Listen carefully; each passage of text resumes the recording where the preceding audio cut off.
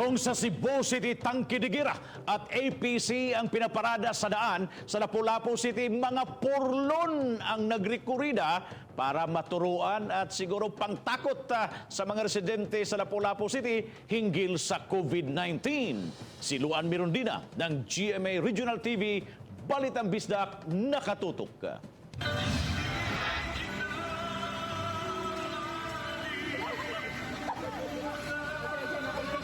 Makapanlimbaut sa balhibo ang senaryo sa Porlon nga maglibot-libot sa kadalanan. Apan kini ang mensahe nga buot ipaabot sa lokal nga kagamhanan sa dakbayan sa Lapu-Lapu ngadto sa mga upunganon aron madasig sila sa pagsulubog face mask, ilabi na sa matag higayon nga mogawa sila sa ilang mga panimay.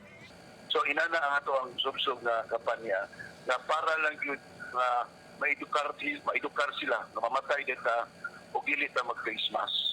Gawa sa Porlon nga giparada, gibutangan usab og lungon ang matag checkpoints aron sa pagpahinumdom sa mga motorista nga moagi sa mamahimong sangputanan kun dili magsulubog face mask. Si Lapu-Lapu City Mayor Jonard Ahong Chan nangunay sa pagpanghatag og leaflets mahitungod sa COVID-19 ug kun sa unsa nga paagi kini malikayan. Karon giusab na to ang atong strategy. It is more on adding visual, kanya taxing the sensibility sa mga tao kaysa kasagaran nato mahadlok man ta kung dunay mga matay. So diha sa kahadlok sundan tayo nato pakidukar sa katawhan. Nagkari mga pamaagi na ang gihimo sa lokal nga kagamhanan aron pag-edukar sa publiko mahitungod sa COVID-19.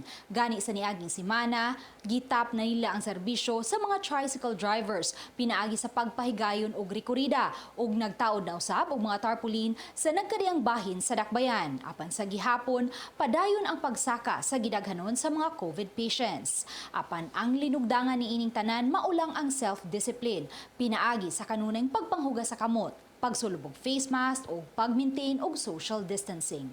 Uban ni Godfrey Relien, Luan Mirondina, Balitang Bisdak.